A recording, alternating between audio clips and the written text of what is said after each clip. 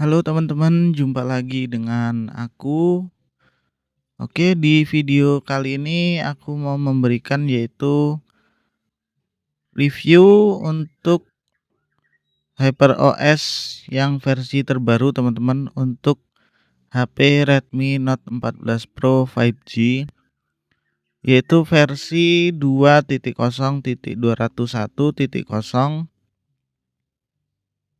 Nah, oke, langsung saja untuk apa saja hal yang baru di versi ini. Untuk yang pertama, kita harus melihat dulu untuk changelog-nya ya teman-teman. Nah, di sini untuk changelog-nya itu ada banyak.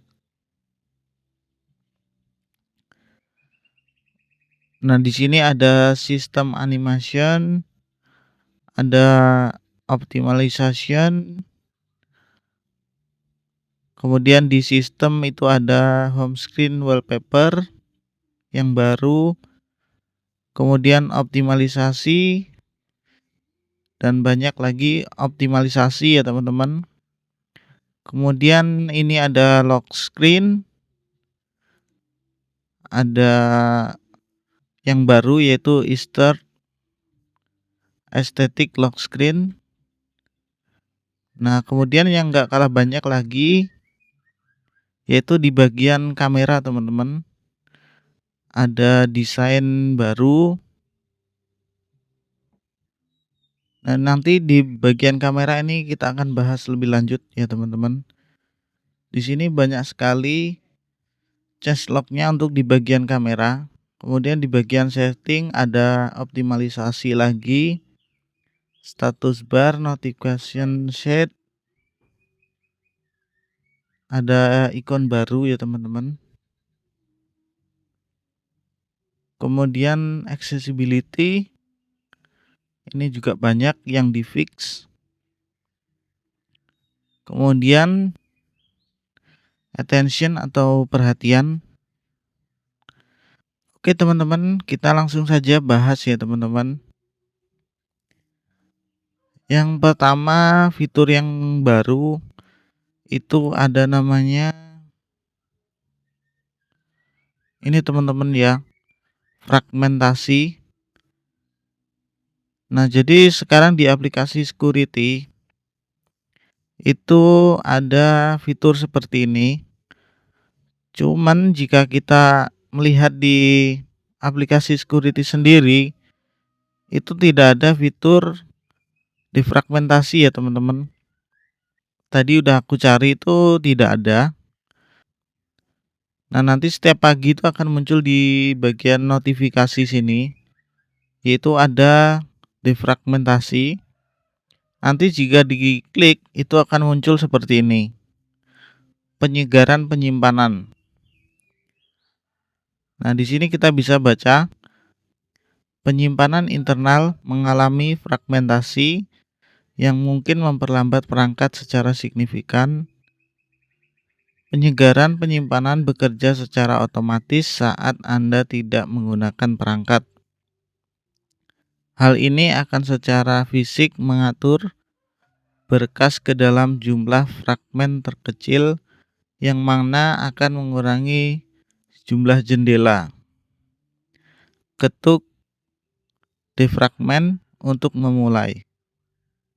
Perangkat mungkin lag selama proses ini. Hindari penggunaan perangkat agar defragmentasi berjalan lebih lanjut. Nah, nanti di bawah sini itu ada itu teman-teman. Ada kayak tombol mulai gitu. Nah, kebetulan ini adalah hasil screenshotan aja. Ini ketika udah selesai teman-teman ya. Di sini muncul tulisan defragmentasi selesai. 2804 fragmen terorganisir. Nah, ini sebenarnya kalau di komputer ya teman-teman, defragment itu seperti menyusun file-file itu menjadi lebih rapi gitu ya teman-teman, intinya itu. Tapi sebenarnya fitur ini itu lebih berpengaruh besar itu di hard disk ya teman-teman. Kalau di SSD atau di memori penyimpanan yang berbasis chip atau juga disebut berbasis NAND flash itu tidak begitu berpengaruh ya teman-teman. Tapi sayangnya fitur ini adalah otomatis. Aku sendiri belum tahu bagaimana cara menonaktifkannya ataupun mengaktifkannya. Ini kemarin muncul setelah adanya update yang tadi itu ya teman-teman ya. Nah, oke, kita ke fitur selanjutnya teman-teman. Yaitu sekarang ketika kita mengaktifkan center itu di sini itu akan muncul notifikasi seperti ini. Center dihidupkan. Nah, kemudian ketika kita tekan itu akan muncul seperti ini. Nah, sebenarnya sih menurutku ini fitur yang bagus. Kan terkadang itu ada beberapa orang yang mungkin lupa ya teman-teman untuk mematikan center. Nah, jadi kalau begini kan dia tahu nih, oh senternya belum dimatikan ini. Jadi bisa dimatikan segera gitu teman-teman. Kemudian yang fitur ketiga teman-teman, dan yang paling besar perubahannya yaitu di bagian kamera teman-teman. Nah, sekarang untuk UI kameranya itu seperti ini. Kalau sebelumnya kan ada di sini kalau nggak salah ya teman-teman, menu lainnya itu. Sekarang tinggal geser ke bawah. Kemudian kita ke mode foto. Sekarang di bagian pojok kanan itu ada ini itu untuk mengatur exposure ya teman-teman kalau tidak salah. Gelap terang gitu. Kemudian kalau di pojok kanan itu masih sama, yaitu filter. Nah, di bagian kamera pro ini juga banyak perubahannya teman-teman. Cuman aku sendiri tidak terlalu memperhatikan ya teman-teman apa perbedaan sebelum dan sesudah update, karena kebetulan aku sendiri juga jarang pakai kamera mode pro ini.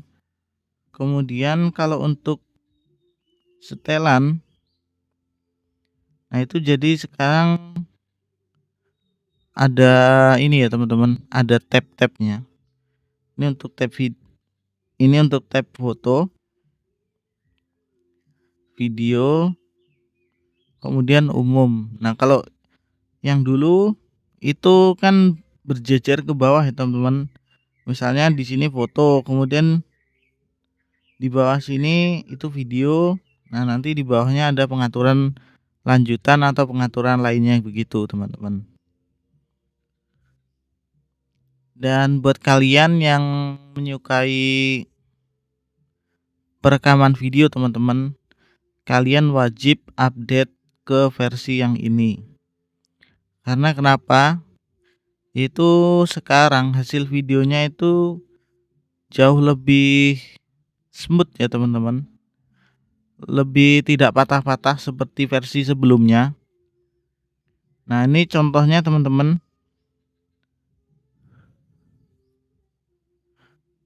Nanti kalian bisa lihat sendiri cuplikan ini di akhir video.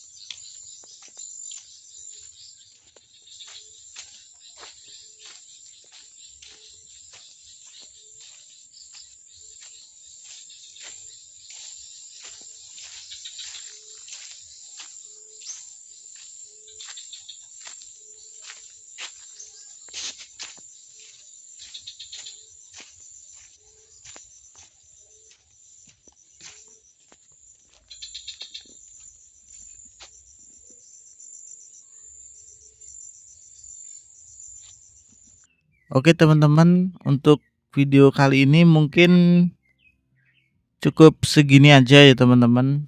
Terima kasih sudah menonton, jangan lupa like, komen, dan subscribe.